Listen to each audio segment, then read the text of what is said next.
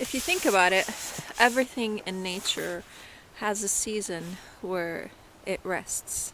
And for us also, I think it's very important to kind of disengage from the work that we normally do in the summer season, in the spring, summer, and fall, and have that season of rest. And like us, I believe the garden needs to rest as well. So I don't know if you guys remember, but we used to have over here a large white pine tree, and next to it was I forgot what it's called, a blue spruce or something of the sort. No, I think so. Juniper. I'm not sure what it was, but this is all the mulch. The guys cut down the trees and they mulched it. Everything, including the big logs. This way we could use all this mulch in the garden.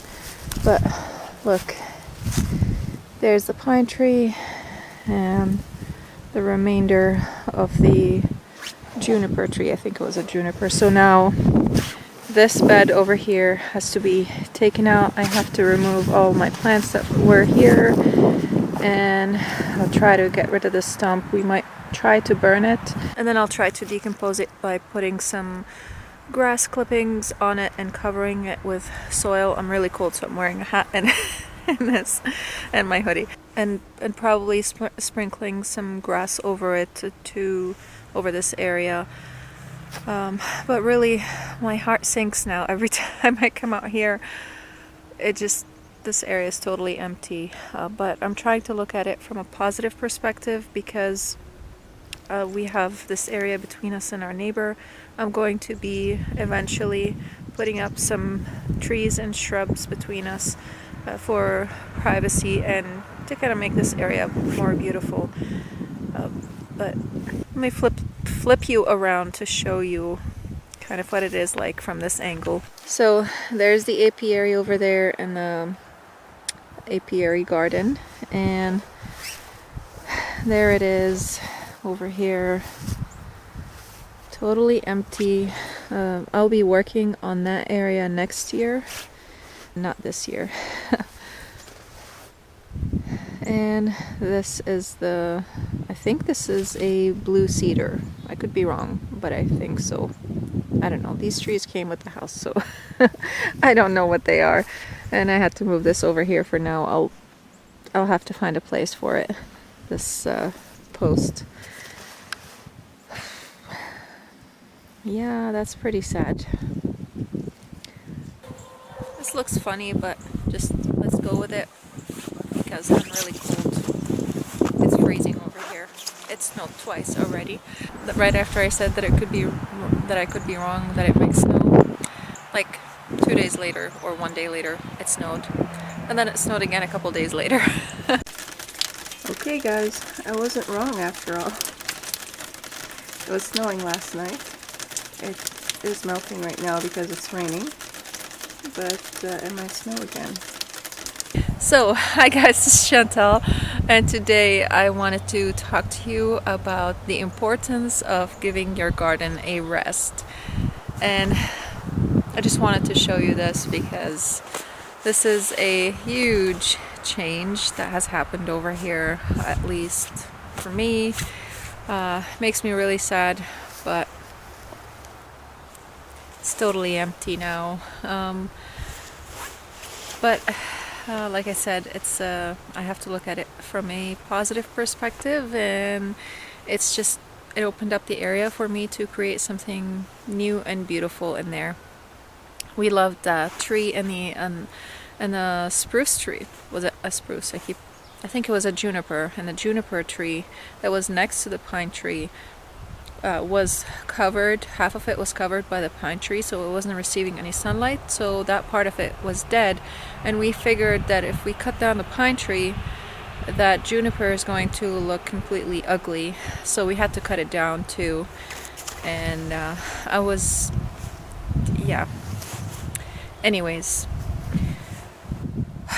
so today I want to talk to you about the importance of giving your garden a rest. So let me go grab some gloves and we're gonna go to the garden while I do some chores and talk to you about that.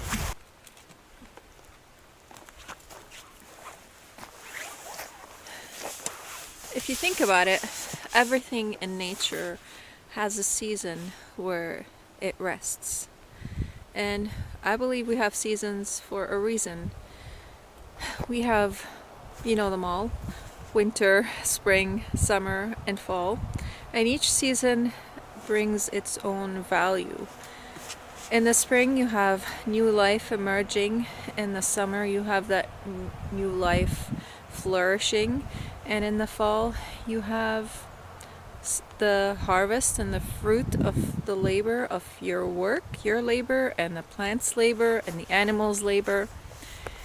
And in the winter, I believe that it is the season of rest. You see many animals even rest in the winter. And for us also, I think it's very important to kind of disengage from the work that we normally do in the summer season, in the spring, summer, and fall, and have that season of rest. And like us, I believe the garden needs to rest as well. Even the Bible speaks about that. In the Old Testament, it talks about the 7 years of work for the garden, and on the seventh year you have that season of rest for the garden where you don't do anything in the garden. You just let it go.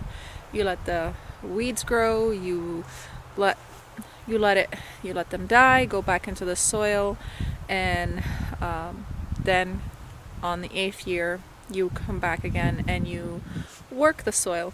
And all these weeds that came up brought out nutrients from the ground. Then they died. They then added those nutrients into the surface of the soil, or the first layer of the soil, and those nutrients can then be absorbed by the plants that you will soon plant in your garden. You can also, your animals would go and graze in there in that year. They would eat up all the weeds. They would add their nutrients into the garden from their manure that they're dropping in there. And it's a great way to allow the garden to rest. Now, we don't necessarily do that, but I think the winter season for us is sort of that way. You know, before I decided to make this video, I was thinking of making a video for you guys on how to create a greenhouse for your raised beds, and I might still do that, and I'm not going to do it on all the beds. I probably would do it on 1 or 2 beds, but I think I really need to give my garden a rest. And during that rest season, I will be adding lots of nutrients in the garden, because I don't have animals that come and graze. I might have the birds that come and, you know, offer their offerings in the raised beds, and but that's about it. I don't have anything, you know, it's not an open field like they used to have in those days. So instead, I will be adding my own stuff. You could, if you want, allow the weeds to grow and then till them in after they grow and before they give their seeds. But that, to me, is a lot of work. But if you choose to do that, if you have something to allow you to till the soil, then you can do that. I don't have anything that allows me to till the soil. The thing that I had broke because we have tons of frogs in our area.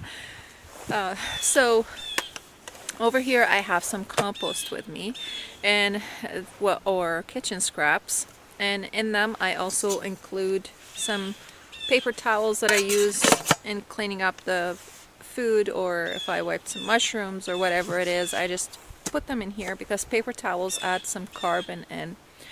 And these are sort of imitating nature and the animals that come and in the plants that rise and die and add nutrients to the soil. So I'm going to be adding this compost into this bed over here that I am trying to revitalize, because I've been struggling with this bed for so many years. So now I'm applying the method that I've spoken about in so many videos. Spoke about it also in my last video. I even made a separate video especially for this method. So let's go ahead and add this compost in there. I have taken out my wasn't sure if you guys could see my drip tube out of here, or my soaker hose, so that I can add all the compost that I need to add. Now I'm going to get all the plants that I grew in the other bed over there opposite of me, where I have some eggplants and lots of foliage that have died because of the frost.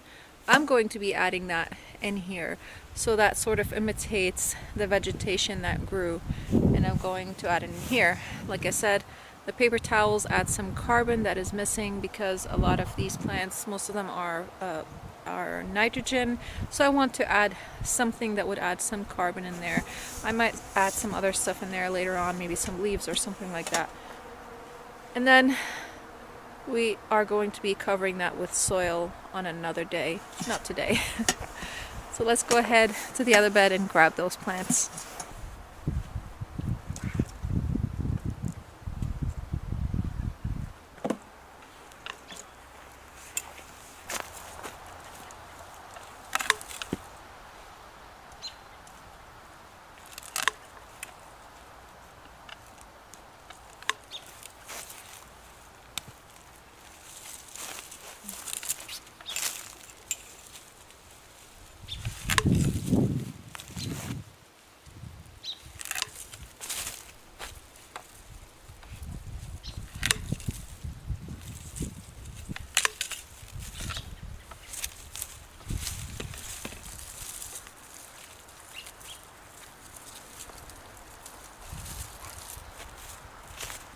When the plants in nature die, they just drop their foliage and everything to the ground eventually after the snow comes over them, and then it melts away. You have some animals that might come and eat them and leave their droppings in there. But the roots of those plants stay in the soil, and those roots decompose and help provide nutrients for the soil. So in my gardening methods, what I'm trying to do is I'm trying to imitate nature as best as I can. And I believe that nature, God created nature in a way where it knows what it's doing, and everything that happens in nature happens for a purpose. And I try to observe nature and to learn from it so that I can apply these methods in my garden, and I can help you guys also as well understand these methods and apply them in your garden. Now, I'm taking only the tops and I'm leaving the roots in this bed, because this bed is a new bed and that we built this year. And this bed is also going to need some nutrients in it, so the roots are going to add some of those nutrients. I'll also be adding some compost in there as well. But this bed did really well this year.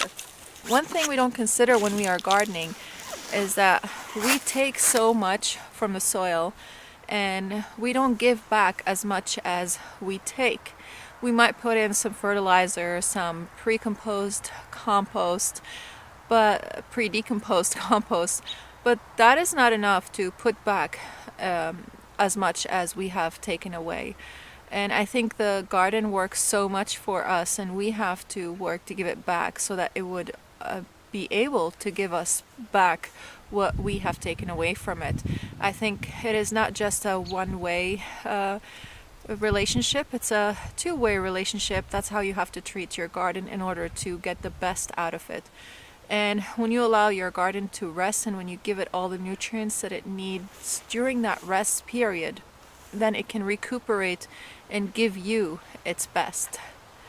And just like we need our rest so that we can recuperate, so that we can get back our energy, and during that time we do whatever we need to do in order to gain back our energy, I think the garden needs that too. Sometimes we might not be as kind on ourselves as we should be.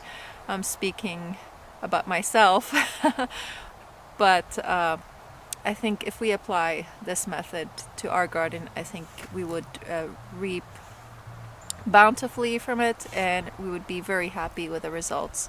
So let's clean up this bed and take it over there.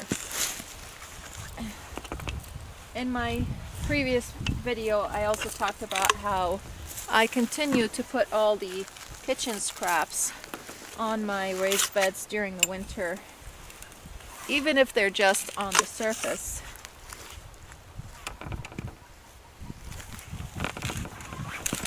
Because, you know, in the winter, the garden leaves its, oops, I ripped that one out, leaves its plants on the surface, and while they fall, some leaves fall down to the ground and decompose and all that, and the roots decompose, they are providing those nutrients to the ground.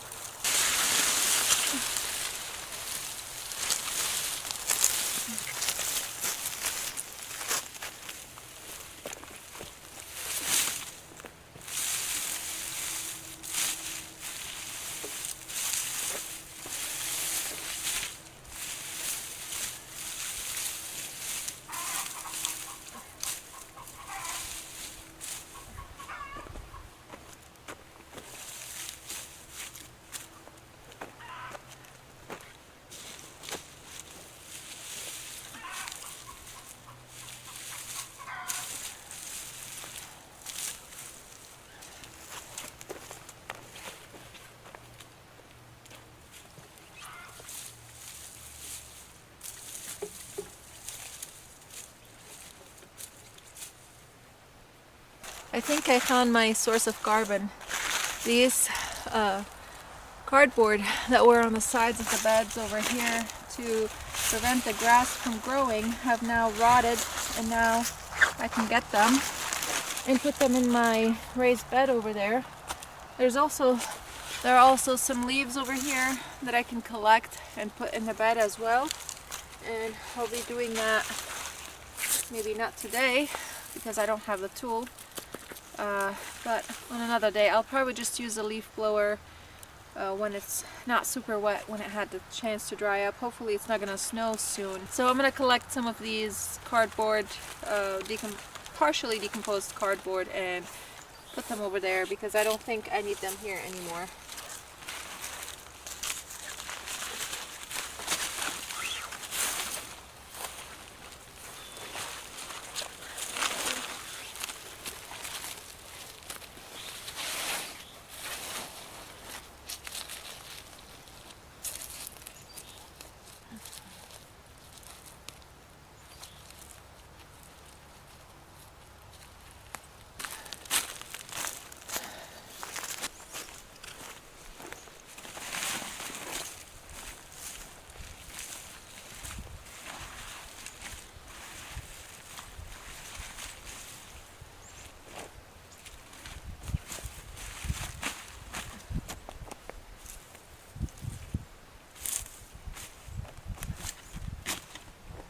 I believe that nature and us have a symbiotic relationship. We give it something and it gives us back something. And think of it as a person. You know, when you just live on supplements, you are going to suffer if you just take vitamins as your main nutrition. It's not going to be enough. You need food. You need to survive on food, and the garden needs food as well. And the way how we are giving it food is with this organic material.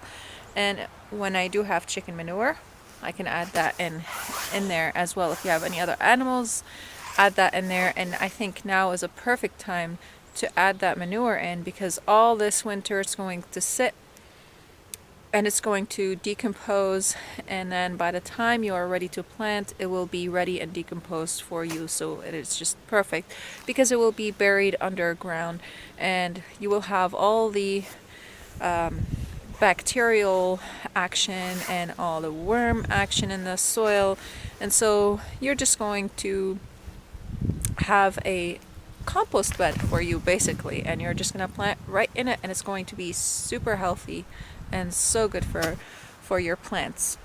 And you can do that to all your beds. Just take whatever organic matter you have and toss it in your beds. And if you have extra soil, cover it with that. If you don't have extra soil, till it into the soil. And then after that you can add in a layer of leaf and grass clippings to kind of protect that surface of the soil.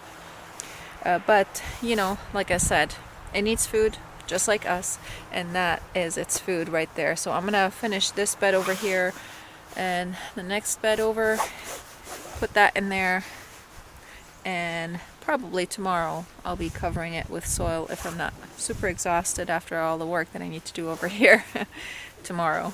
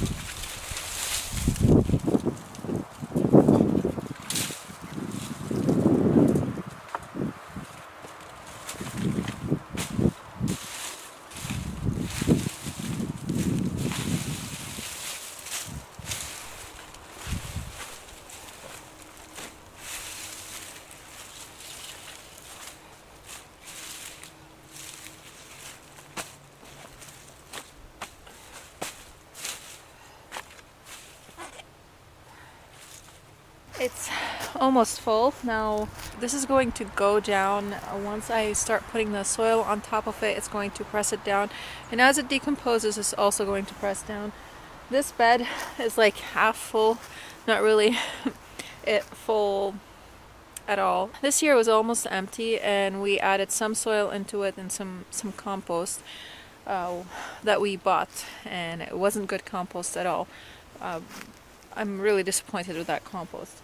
But anyways, this is why I'm such an avid, how to describe it, proponent of this composting method, because you are adding so much organic matter into your garden, and you're again giving your garden a rest. It's feeding, it's resting, and instead of the soil doing its job, it's that symbiotic relationship between the bacteria and the worms and all these insects that live inside the soil that will feed on this organic matter and improve the soil. So tomorrow I will be coming in with some soil and covering it up. And again, after it decomposes, it's going to go down. The weather has been super cold at night. It's going down into the 20s, and so the garden can still go if it wants to. And like I said, I want to build greenhouses. Will I be able to do it this year, this season? I'm not sure. I want to film that for you guys. Will I be able to do it? I'm not sure. We'll see how life goes. So now I am next to the garlic bed, and even though I cannot let this bed sort of rest, it is sort of resting, and even though I cannot give it food like it requires because I have garlic planted in there, I will come back over the several seasons and I will provide it with supplements such as bone meal and some just organic fertilizer. And if you do composting, you can go ahead and do that as well. Composting I think is great. Or if you just have your non-aerobic composting, if you just let your kitchen scraps kind of decompose, and you take that liquid that's in them and you dilute it in some water, and then you fertilize your soil with it that way. That would also revitalize the soil and bring in some organic matter that way without necessarily having to put the compost directly into the soil, because you will be damaging the garlic that way if you have a garlic bed. So right now I have some mulch with me over here, and the mulch is just to protect the garlic, give it an extra layer of protection, and also to prevent weeds from growing. Now this mulch is not my favorite, honestly, because it does have seed heads in it. It is hay, so you have the whatever wheat or barley it is, and it has some seeds, so they end up sprouting, and I have to pull them up, and they kind of look like the garlic, and it really bothers me because I accidentally pulled a few garlic heads while I was weeding, because I used this hay, but I don't know where to find hay that does not have seeds in it. So if you guys have a resource that I could use where I can buy hay online to put it over my beds without having seeds in it and having to weed all that, that would be great. Please put it down in the comments below, and let me know also how you prepare your garden for the winter, what you do to give your garden rest. Do you give it rest, or do you not? Let me know in the comment section below, what do you guys do, and what are your opinions on this matter? I'd love to hear from you. So let's go ahead and mulch the garlic.